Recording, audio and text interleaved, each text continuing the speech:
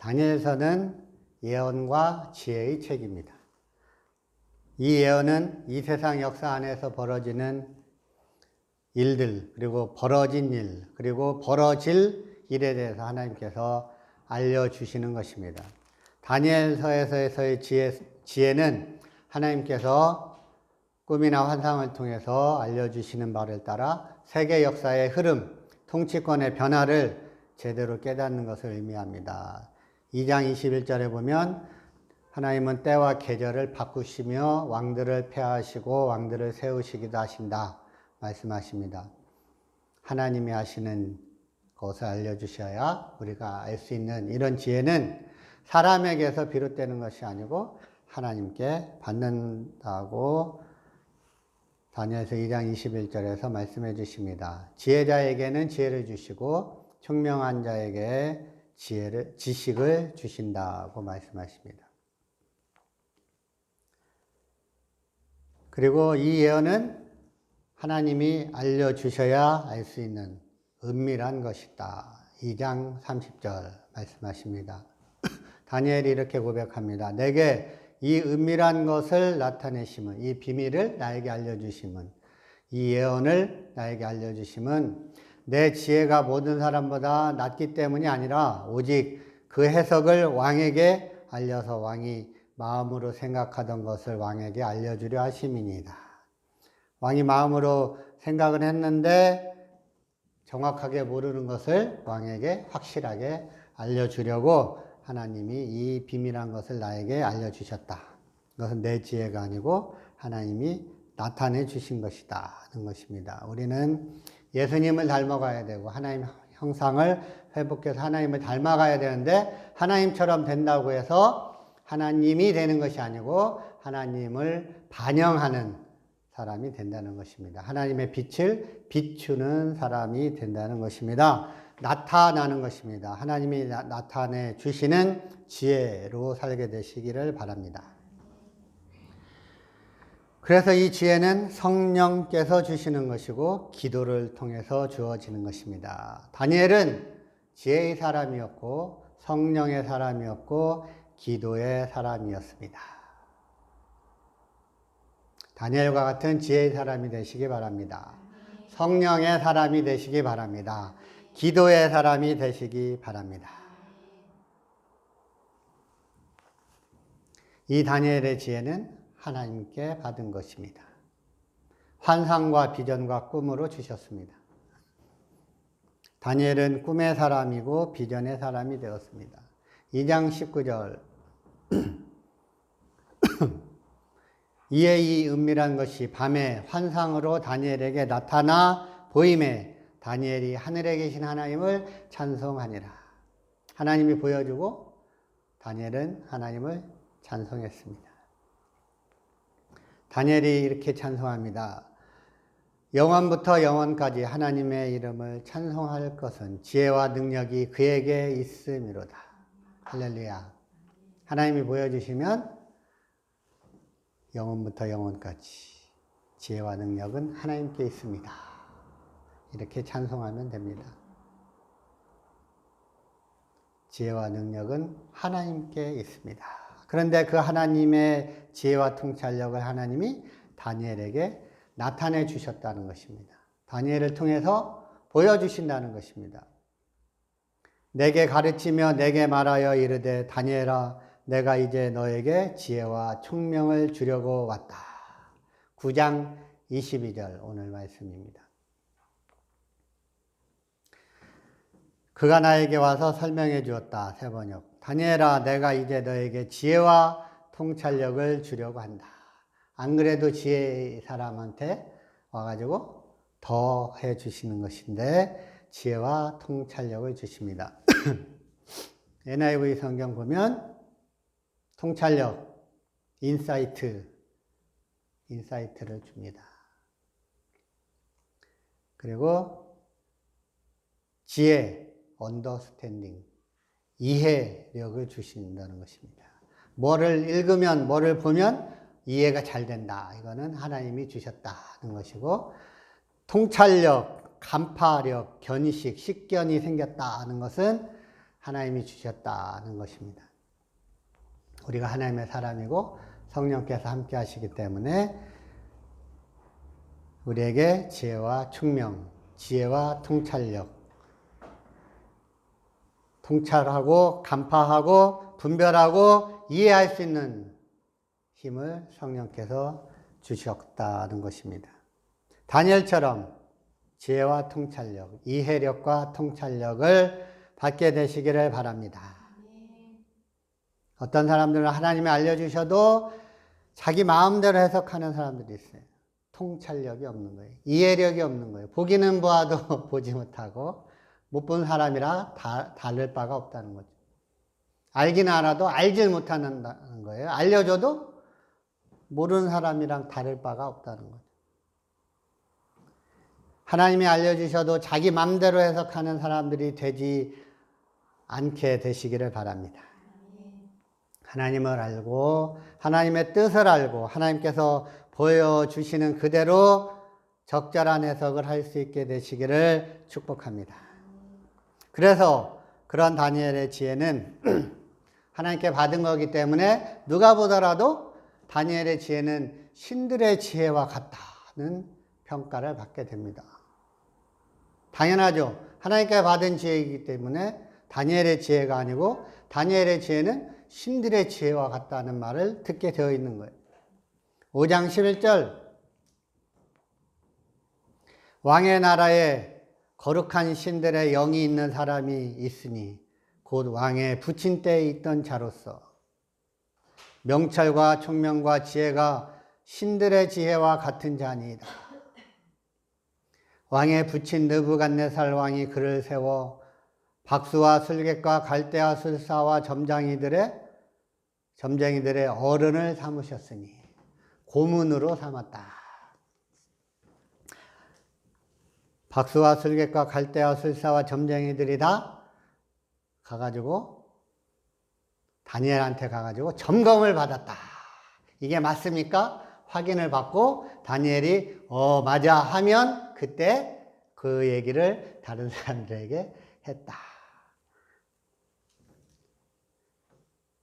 고문이 되었다는 거예요. 이 얘기를 누가 했어요? 신하들이 신하들이 벨사살 왕한테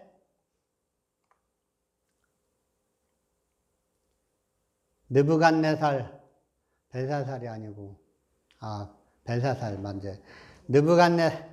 벨사살 왕한테 부친 느부갓네살 왕 때부터 있었던 다니엘을 소개하면서 이렇게 말을 했어요. 맞죠? 네.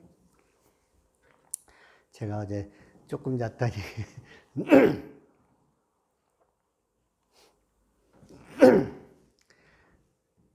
그래서 다니엘을 다른 신하들이 지칭하기를 거룩한 신들의 영이 있는 사람이다. 명철과 총명과 지혜가 신들의 지혜와 같은 자다. 그래서 느부갓네살 왕도 왕의 부친도 그를 모든 박수와 술객과 갈대아 술사와 점쟁이들 지혜 있다고 하는 사람들 모든 지혜자들의 어른으로 삼았다.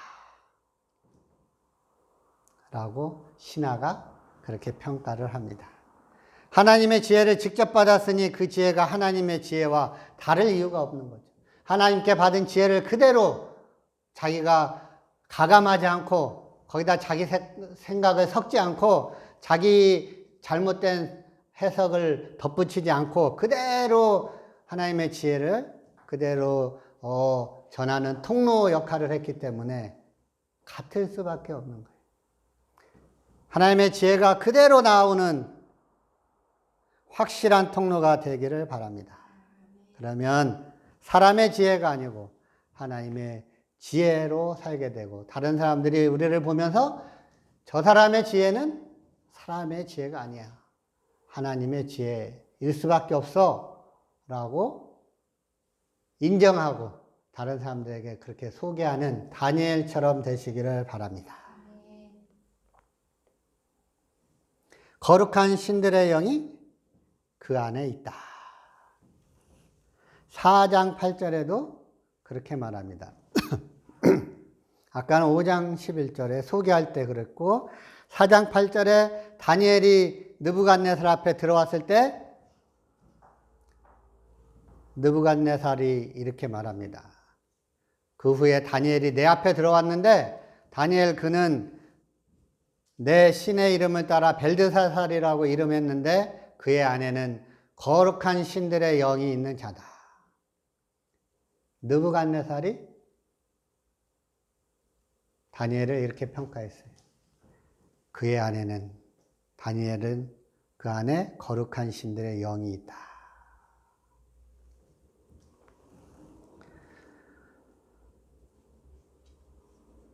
그래서 내가 그에게 꿈을 말하면서 내가 본 환상의 해석을 내게 말해달라. 다니엘에게 말했다. 그게 4장 9절에 나와 있어요. 내 안에는 거룩한 신들의 영이 있은즉 어떤 은밀한 것이라도 내게는 어려운 것이 없는 줄을 내가 안다. 내 꿈에 본 환상의 해석을 내게 말하라. 내 나라 모든 지혜자가 능히 나에게 그 해석을 알게 하지 못하였으나 오직 너는 능히 하리니 이는 거룩한 신들의 영이 내 안에 너의 안에 있음이라. 4장 18절. 그러니까 느부갓네살 왕은 말만 했다 하면 4장 8절, 4장 9절, 4장 18절 너의 안에는 거룩한 신들의 영이 있다.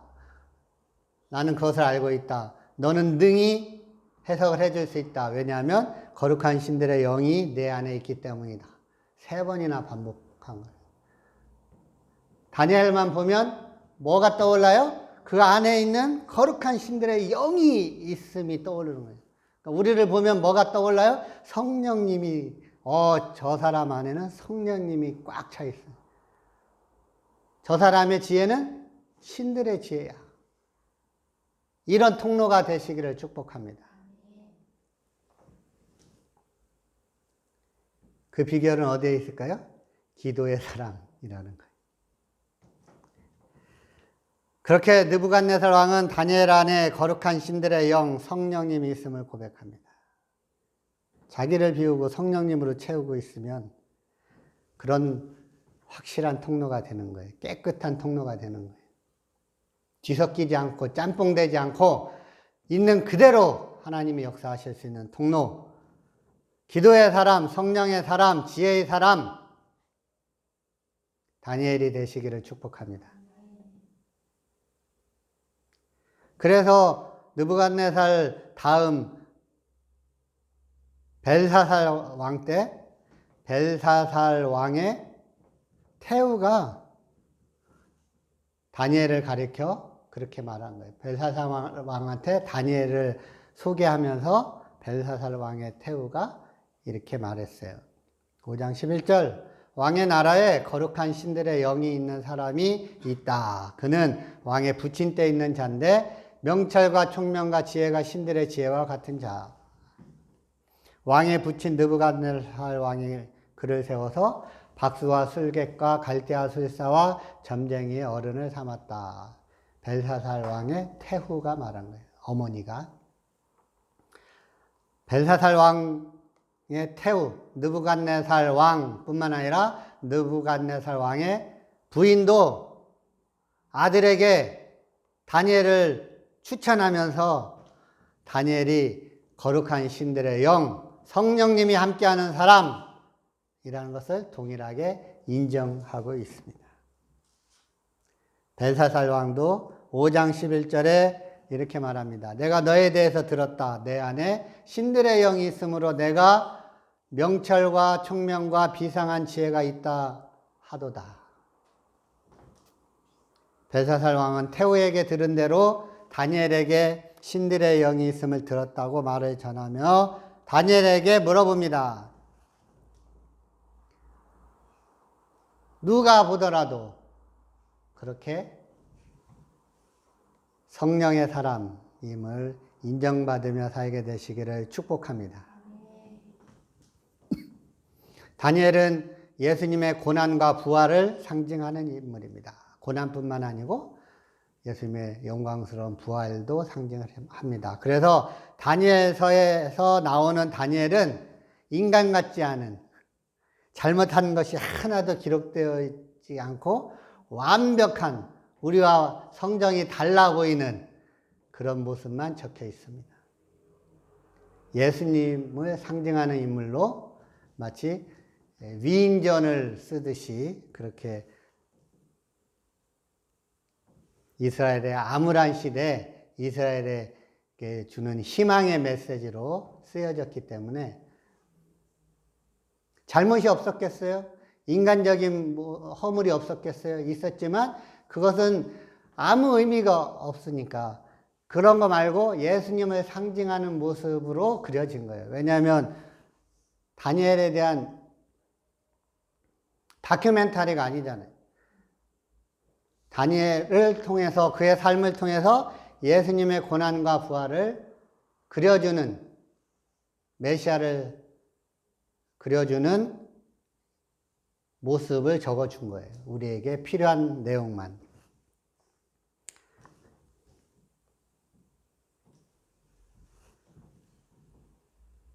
그래서 다니엘도 우리와 성정이 같지만 우리에게 필요한 내용들만 적혀 있다는 걸 생각을 해야 돼요. 우리와 달라서 그렇게 잘한 게 아니고 우리와 똑같지만 그런 기도의 사람이었고 성령의 사람이었고 그런 지혜의 사람으로 하나님께 쓰임받았고 우리도 그렇게 쓰임받을 수 있다는 것을 믿으시기를 바랍니다.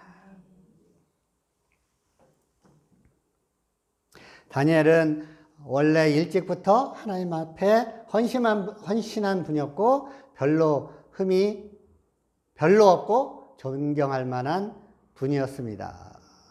그러나 다니엘서의 기록은 마치 우리와는 너무나 성정이 다른 분처럼 위화감이 느껴질 정도로 완벽해 보입니다. 그 이유는 교훈적인 목적으로 예수님을 상징하는 부분들이 기록되어져 있고 우리에게 필요한 내용이 기록되어져 있기 때문입니다. 그러니까 그 사람이 얼마나 부족하고 약점이 많아도 하나님께 헌신해서 하나님의 큰 구원의 역사를 위해 쓰임받는 도구라면 하나님께서는 그것으로 충분하다는 것을 믿으시기 바랍니다. 우리 마음에 안 들고 부족한 점이 많아도 하나님은 그 사람에게 쓰실 만한 부분이 있으면 쓰신다는 거예요. 하나님 앞에 헌신하면 그 사람을 통해서 도구로 쓰시는 거예요. 그 사람은 하나님이 담겨 있는 도구라면 되는 거예요. 하나님이 하나님답게 나타날 수 있도록 자신을 내어드리면 하나님께서 다니엘처럼 사용하실 수 있습니다. 우리가 부족해도 성령께서 함께 하시는 성령의 사람이면 충분하다는 것을 다니엘을 통해서 우리에게 보여주고 있는 것입니다. 하나님은 굳이 그 사람의 인간성이나 잘못이나 약점을 보지 않으신다는 것을 다니엘서를 보면서 더 확실하게 우리가 알 수 있습니다. 별로 안 좋은 인간성, 많은 실수와 잘못과 약점, 이런 것은 하나님이 역사하시는데 아무런 문제가 되지 않습니다. 하나님께 헌신하면 됩니다. 성령께서 함께 하시면 됩니다. 하나님께서 역사하시는데 아무런 문제가 되지 않습니다. 하나님께는 아무런 문제가 되지 않습니다. 할렐루야. 그래서 우리는 은혜로 구원받게 되었고 은혜로 하나님 자녀가 되었고 은혜로 자라가고 있고 은혜로 하나님 앞에 서게 될 것입니다. 하나님 앞에 설 때 우리는 이렇게 말할 것입니다. 저는 무익한 종입니다. 다만 해야 할 일을 했을 뿐입니다. 모든 것이 다 하나님의 은혜임을 고백하며 하나님 앞에 서게 될 것입니다. 하나님께서 역사하시는 데는 아무런 문제가 되지 않습니다. 옆에 분한테 시작.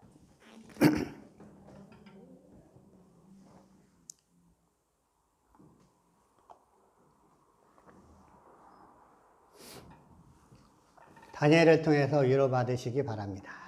우리가 완벽해야 하나님이 쓰시는 것이 아닙니다. 완벽해야 하나님 앞에 가는 것이 아닙니다. 우리가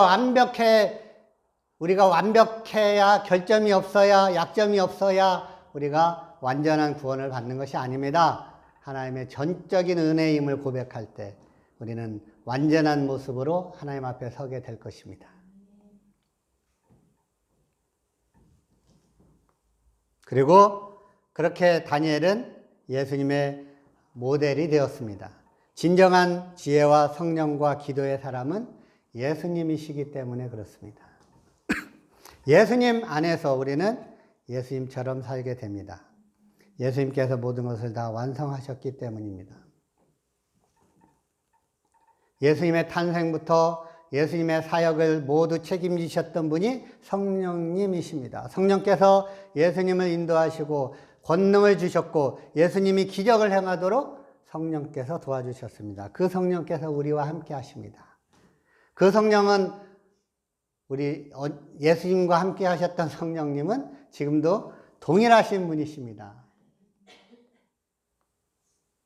예수님은 성령으로 잉태되셨고 세례 받으실 때 성령님이 임하셨고 성령님으로 인도하심을 받아 광야에 가셨고 성령님의 권능으로 갈릴리에 돌아가셨고 성령님을 힘입어 기적을 행하셨습니다. 성경에 다 그대로 나와 있어요. 마태복음 1장 20절, 마태복음 3장 16절, 마태복음 4장 1절, 누가복음 4장 1절, 누가복음 4장 14절, 마태복음 12장 28절. 성령님을 힘입어서 하셨다 나와 있어요. 그리고 예수님의 사역은 메시아의 사역인데 이럴 것이다. 이사야 61장 1절 2절에서 이미 예언하셨고 예수님도 그 이사야의 말씀을 인용하셔서 그대로 오늘날 이것이 임하였다, 응하였다, 그대로 이루어졌다라고 말씀해 주셨습니다. 이사야 61장 1절 2절을 인용한 곳이 누가복음 4장 18절 19절에 나옵니다. 주의 성령이 내게 임하셨으니 이는 가난한 자에게 복음을 전하게 하시려고 내게 기름을 부으시고 기름 부어서 임명하셨다는 거예요. 공식적으로. 나를 보내사 포로된 자에게 자유를 눈먼 자에게 다시 보게 함을 전파하며 하나님 나라의 선포, 자유의 선포, 눌린 자를 자유케 하고 억눌린 사람들을 풀어주었다. 주의 은혜의 해를 전파하게 하려 하심이라. 이제 은혜의 해가 됐다. 은혜의 때가 됐다. 이제 은혜의 시대다. 선포하게 하셨다. 이사야 61장 1절 2절 예언의 말씀을 인용해서 이제 이것이 너에게 응하였다. 이 말씀이 이제 이루어졌다라고 선포하셨습니다. 그리고 예수님은 성결의 영이신 성령의 능력으로 부활하셨습니다. 로마서 1장 4절 성결의 영으로는 죽은 자들 가운데서 부활하사 능력으로 하나님의 아들로 선포되셨으니 곧 우리 주 예수 그리스도시니라. 그러니까 예수님의 부활은 성결의 영으로 능력으로 성령의 능력으로 된 것이다. 로마서 1장 4절에서 그렇게 설명해 주고 있는 것입니다. 그리고 이제 예수님의 이름으로 모인 곳에 예수님께서 함께 하시고 예수님께서 책임을 지시고 이 일을 위해서 오신 분이 성령님이십니다. 예수님께서 성령님으로 함께 하십니다. 마태복음 18장 20절 두세 사람이 내 이름으로 모인 곳에는 나도 그들 중에 있느니라. 할렐루야. 교회의 탄생과 교회의 사역과 교회의 성장을 책임지시는 분도 성령님이십니다. 두세 사람이 예수님의 이름으로 모이면 예수님이 그들 중에 있다고 말씀하십니다. 예수님의 이름으로 두세 사람이 모이면 교회다라는 것입니다.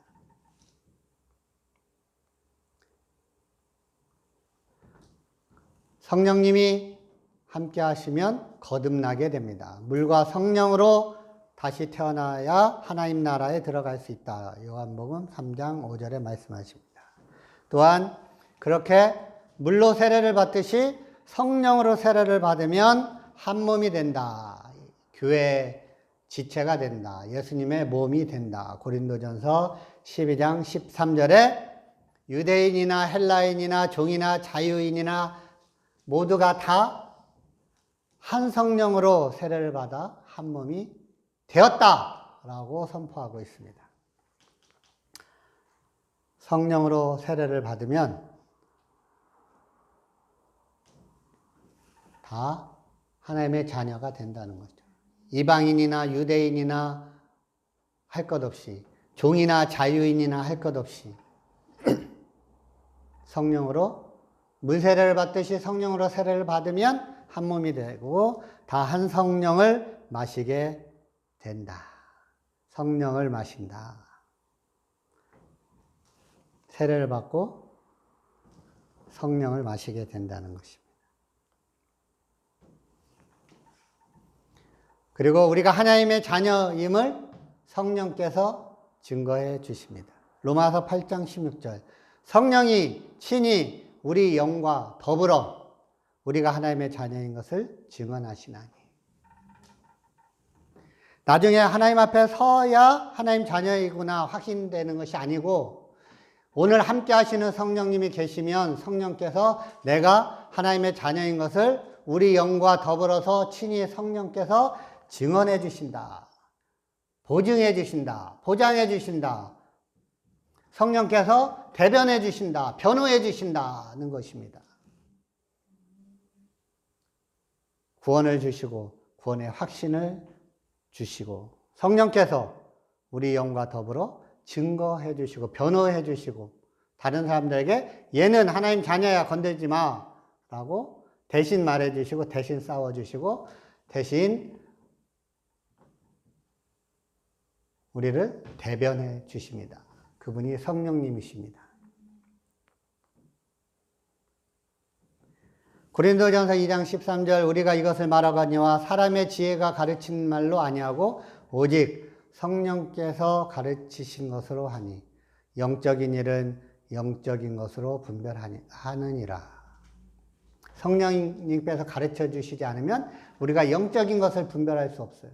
성령께서 가르쳐 주셨기 때문에 영적인 것을 분별하게 되고 영적인 눈이 열리고 영적인 분별력이 생겼고 생길 것이다 하는 것입니다.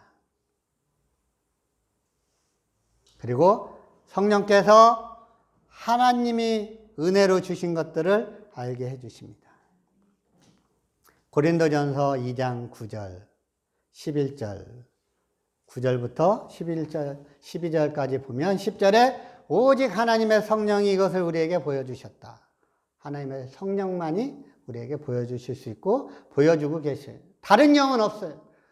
세상의 영은 가짜예요. 진짜는 성령, 하나님의 영밖에 없어요. 성령은 모든 것 곧 하나님의 깊은 것까지도 통달하시느니라. 우리가 세상의 영을 받지 아니하고 오직 하나님으로부터 온 영을 받았으니 이는 우리로 하여금 하나님께서 우리에게 은혜로 주신 것들을 알게 하려 하십니다. 우리가 하나님의 자녀가 된 것이 하나님의 은혜임을 성령께서 알게 해주시고 깨닫게 해주시고 분별하게 해주시고 우리가 이미 확실하게 구원받아 하나님의 자녀가 되었음을 알게 하시고 하나님의 자녀로서 이제 성령님의 인도하심을 따라 말씀과 성령으로 기도하여 순종하면 우리가 점점 더 예수님 닮은 모습으로 자라가고 예수님의 수준까지 확실하게 이루도록 성령께서 우리를 확실하게 붙잡아 주신다. 이것이 견고하게 붙잡아 주시고 인도해 주신다는 거예요. 성령님을 따라가면 우리에게 완성이 있습니다. 구원의 완성이 있어요. 우리가 불안해할 필요가 없는 거예요. 내가 구원 받은 거 맞나? 의심할 필요가 없는 거예요. 확실하게 하나님 자녀가 됐고 성령님께서 함께 하시기 때문에 우리에게 확실한 보증이 되어 있는 거예요. 성령으로 인치셨잖아요. 도장을 딱 찍어가지고 보증해 주셨잖아요. 얘는 상속자다. 내 재산 다 얘 거다. 라고 상속자로 도장을 찍어 주셨어요. 양자, 하나님의 양자는 하나님의 상속자라는 거예요. 우리의 맏형님은 예수님이시고 우리는 둘째, 셋째, 넷째 도토리 키재기를 하고 있지만 둘째, 셋째, 넷째인데 쭉쭉쭉인데 다 상속자예요. 다 우리에게 맡겨진 몫이 있어요. 몫이 상속으로 다 주어져 있어요. 그래서 하나님의 은혜로 주신 것들이 얼마나 많은지 점점 더 계속 알아가게 하시는 거예요. 은혜로 구원받고 은혜로 자녀가 된 것처럼 우리 매일매일 은혜를 더 깊이 알게 되는 거예요. 그렇게 자라가는 거예요. 그리고 마지막 하나님 앞에 설 때는 모든 것이 다 하나님의 은혜, 내가 나 된 것은 다 하나님의 은혜입니다 고백하면 이제 하나님 앞에 서게 된다는 거예요. 매일 하나님이 은혜로 주시는 것들, 지금까지 주신 것, 앞으로 주신 것 성령께서 알게 해주신다는 거예요. 소풍 가서 보물찾기 하는 것처럼 매일매일이 하나님의 은혜를 발견하며 살아가는 복된 인생이 되시기를 바랍니다. 그래서 은혜 위에 은혜를 얻게 해주십니다. 누가 해주세요? 성령님이. 성령으로 우리에게 도장을 찍어 주셨어요. 인쳐 주셨어요. 성령님이 우리와 함께 하셔서 우리에게 구원의 확신을 주시고 은혜임을 더 깨닫게 해주신다는 거예요. 그렇게 신령한 사람, 영적인 사람은 그리스도의 마음을 가진 사람들이다. 고린도전서 2장 16절에 말씀하셔요. 그리스도의 마음을 가진 사람은 신령한 사람, 성령의 사람임을 알 수가 있어요. 성령의 사람이라고 말하는데 예수님의 마음이 아니야. 그러면 조금 말이 안 맞는 거예요. 그래서 성령의 사람은 예수님의 마음을 갖고 살게 되어 있어요. 왜냐하면 예수님의 마음은 성령님의 마음인데, 그러니까 오늘날 예수님의 성령님이 함께 하시면 예수님의 마음을 품게 되어 있어요. 그리고 성령을 따라 모든 것을 분별할 수 있게 됩니다. 분별력과 통찰력을 갖게 되면 그 사람은 영향력을 끼치게 되어 있어요. 지도자가 되게 되어 있어요. 분별할 줄 아는 사람이 지도자입니다. 시대를 분별하고 어려운 상황을 분별하고 옳고 그름을 분별할 줄 아는 사람이 지도력을 발휘할 수 있게 됩니다. 지도자가 되는 거예요. 그리스도인들은 어느 곳에서나 선한 영향력을 끼치는 지도자가 되는데 성령께서 분별력을 주시기 때문에, 성령께서 지혜를 주시기 때문에 지도자가 될 수밖에 없는 거예요. 성령께서 하나님의 뜻을 우리에게 깨닫게 해주십니다. 예수님께서 하신 말씀을 우리에게 생각나게 하시고 깨닫게 해주시고 장래일을 알게 해주시는 분이 성령님이십니다. 요한복음 16장 13절 예수님이 이렇게 말씀하셨어요. 그러나 나는 이제 하나님 앞에 가지만 그러나 진리의 성령이 오시면 그가 너희를 모든 진리 가운데로 인도하시리니 그가 스스로 말하지 않고 오직 들은 것을 말하며 장래일을 너희에게 알리시리라. 예수님이 하신 말씀을 성령께서 생각나게 하시고 깨닫게 해주시고 장래일을 알게 해주신다. 진리의 성령님께서. 성령님은 진리의 영이시기 때문에 진리만 알려주시고 하나님의 깊은 것을 통달하시기 때문에 하나님이 기뻐하시는 뜻만 우리에게 조명해 주셔서 밝히 보여주셔서 깨닫게 해주셔서 우리가 하나님 기뻐하시는 삶을 살 수 있게 해주신다는 것입니다. 성령의 사람, 예수님의 마음을 가진 사람이 하나님의 뜻을 알고 전해줄 수 있게 되는 것입니다. 하나님이 주시는 지혜와 성령님이 주시는 해석대로 살게 되시기를 바랍니다. 기도는 하나님의 음성을 듣는 것입니다. 다니엘은 이방의 왕이 꾼 꿈과 그 꿈의 뜻을 알게 해달라고 하나님께 기도했고 때로는 합심 기도도 했습니다. 다른 세 친구와 함께 합심 기도도 했습니다. 하나님의 뜻을 알고 맞추기 위해서 기도를 하는 것입니다. 나에게 하나님을 맞추는 것이 아니고 하나님께 맞추기 위해 하나님의 뜻을 구하는 것입니다. 하나님을 바라보는 것입니다. 관상기도는 하나님께만 초점을 맞추고 하나님의 음성을 듣고 하나님과 함께 있는 경험을 하는 기도가 관상기도입니다. 9장에서 다니엘의 기도는 예루살렘이 황폐한 상태로 있는 기간이 70년이라고 한 그 예언의 뜻을 깨닫기 위해서 기도를 했습니다. 예루살렘이 황폐한 상태로 있는 기간은 70년이다. 예언을 주셨는데 그 예언의 뜻이 무엇입니까? 그 예언의 뜻을 깨닫게 해주십시오. 하나님의 뜻을 깨닫기 위해 기도를 했어요. 자기에게 나타난 환상의 뜻을 알려고 새 1회 동안 금식하기도 했어요. 새 1회 21일 금식 기도도 했어요. 10장에 보면 1회는 7배의 배수 7일을 말합니다. 그러니까 3 곱하기 7 21일 동안 금식 기도를 했어요. 기도는 은총을 간구하는 것입니다. 다니엘서 2장 18절 다니엘이 이렇게 기도합니다. 하늘에 계신 하나님이 이 은밀한 일에 대해서 불쌍히 여기사 다니엘과 친구들이 바벨론의 다른 지혜자들과 함께 죽임을 당하지 않게 하시기를 그들로 하여금 구하게 하니라. 그러니까 다니엘이 친구들에게 말했어요. 너희와 나는 다른 바벨론의 지혜자들과 함께 죽지 않도록 하늘의 하나님이 긍휼을 베푸셔서 이 비밀을 알게 해주시기를 우리 간구하자라고 다니엘이 친구들에게 이렇게 말한 거예요. 하나님이 긍휼을 베풀어 주시도록 우리를 불쌍히 여겨 주시도록 기도하자. 기도는 긍휼히 여겨 주십시오. 불쌍히 여겨 주십시오. 이렇게 하나님 앞에 나아가는 것입니다. 이제는 긍휼을 구해야 할 때입니다. 하나님의 은총을 구해야 할 때입니다. 다니엘이 9장 13절에 이렇게 말합니다.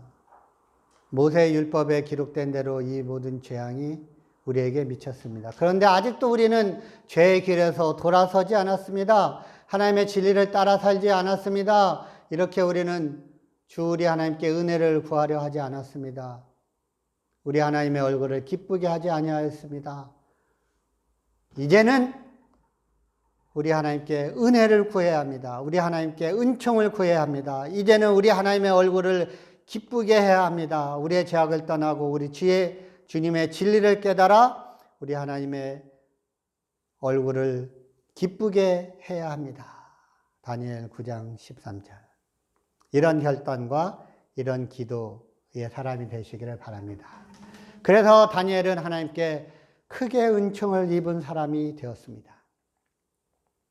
다니엘서 9장 23절에 천사가 와서 이렇게 말합니다. 너가 기도를 시작할 즈음에 명령이 내렸는데 그래서 이제 너에게 알리러 왔다. 너는 크게 은총을 입은 자다. 그런즉 너는 이 일을 생각하고 그 환상을 깨달아라. 크게 은총을 입은 자. 영어로 highly esteemed라는 말은 존중받는다. 귀중히 여김을 받는다는 뜻입니다. highly 아주 높은 대우를 받는다는 거예요. 아주 존중을 받고 아주 귀하게 여김을 받는다는 거예요.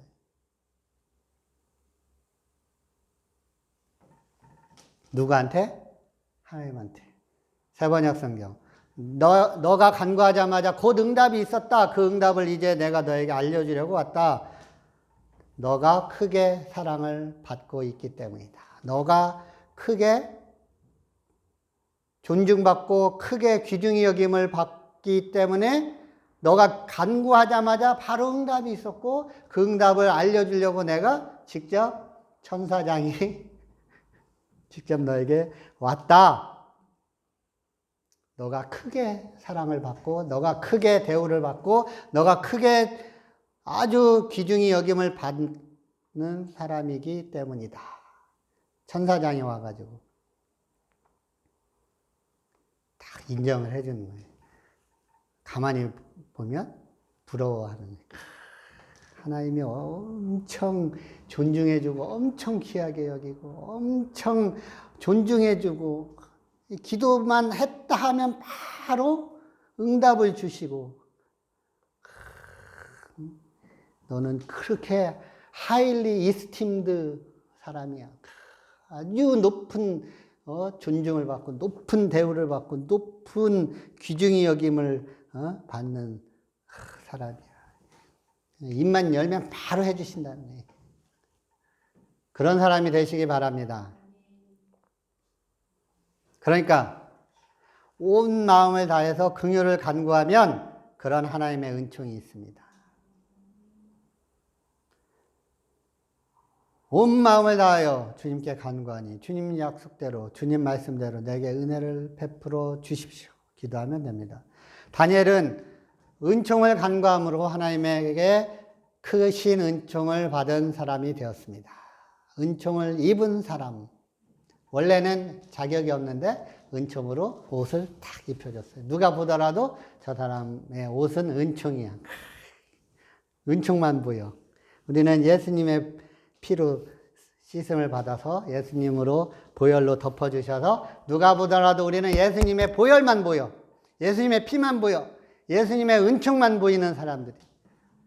그래서 예수님의 피값을 치렀기 때문에 우리의 값어치는 예수님의 값어치, 예수님의 목숨값이기 때문에 하나님은 우리를 크신 은총을 입은 사람으로 인정해 주십니다. 우리를 귀중히 여겨주시고 우리를 존중해 주십니다. 다니엘처럼 우리를 대해 주십니다. 우리가 잘나서가 아니고 예수님 피값으로 예수님의 목숨 값어치가 우리에게 있기 때문에. 그러니까 온 마음으로 은혜를 간구하고 은총을 간구하고 긍휼을 구하면 은총을 크게 입은 사람, 은총을 크게 받은 사람, 하나님께 큰 사랑을 받은 사람, 하나님이 가장 귀하게 여기는 사람, 아주 높은 가치를 주고 있는 사람이 된다는 것입니다. 다니엘은 그런 사람이 되었고 그것이 다니엘의 별명이 되었습니다. 하나님의 사자들은 다니엘을 그렇게 부릅니다. 은총을 크게 입은 사람 다니엘아. 그것이 다니엘의 특징이고 다니엘의 영적인 정체입니다. 도대체 너 정체가 뭐니? 은총을 크게 받은 사람이야. 이게 우리의 정체입니다. 그리스도인의 정체입니다.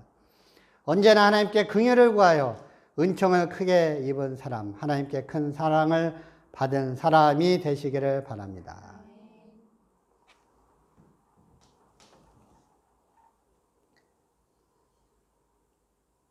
큰 은총을 받은 사람 다니엘아. 하나님께 큰 사랑을 받은 사람 다니엘아. 다니엘 10장 11절. 다니엘 10장 19절. 큰 은총을 받은 사람이여 두려워하지 말라. 평안하라. 강건하라. 강건하라. 세번역 성경. 하나님이 사랑하는 사람. 나 두려워하지 말아라. 평안하여라. 강건하고 강건하여라. 어떻게 하면 다니엘처럼 되는지는 간단합니다. 높은 자리에 서더라도 가진 것이 아무리 많아도 하나님 앞에 설 때는 세리와 같은 마음으로 간절히 긍휼하심을 구하면 됩니다. 그러면 크신 은총을 입게 됩니다. 큰 사랑을 받게 됩니다. 다니엘과 같은 영적인 정체, 은총을 크게 받은 사람, 하나님께 큰 사랑을 받은 사람이 되시기를 축복합니다. 기도하는 사람은 하나님을 신뢰할 수 있습니다. 어떠한 위치에서나 어떤 어려움 속에서도 하나님을 신뢰하는 모습을 다니엘서가 보여주고 있습니다.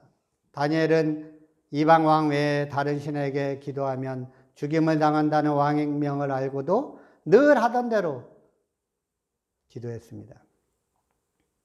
그리고 사자굴에 떨어졌습니다. 그러나 하나님이 사자의 입을 막으셔서 사자가 배가 고픈데도 밤새 배고파서 끙끙대면서도 다니엘을 잡아먹을 수가 없었어요. 하나님이 사자의 입을 꽉 붙잡아 놔서 사자가 입도 벌릴 수가 없었어요. 그래서 다니엘을 불에서 올려보니 그의 몸이 조금 더 상하지 아니하였고, 그러니까 입도 꽉 잡고 손발도 잡고 움직이지도 못한 다니엘 근처도 못 와. 이는 그가 자기의 하나님을 의뢰함이었더라, 믿음이었더라, 신뢰하였다는 거죠. 세번역 성경, 왕이 매우 기뻐하여 다니엘을 불에서 끌어올리도록 명령하니 사람들이 다니엘을 불에서 끌어올렸다. 그가 자기 하나님을 신뢰하였기 때문에 그에게서는 아무런 상처도 찾아볼 수 없었다. 이 다니엘의 사자굴 사건의 결론이 영적인 해석으로 끝났는데, 영적인 해석을 이렇게 했어요. 다니엘이 하나님을 신뢰하였기에, 다니엘이 하나님을 믿었기에, 다니엘이 하나님을 의뢰하였기에 하나님이 지키셨다, 건지셨다, 아무런 상처도 찾아볼 수 없었다. 이것이 영적인 해석입니다.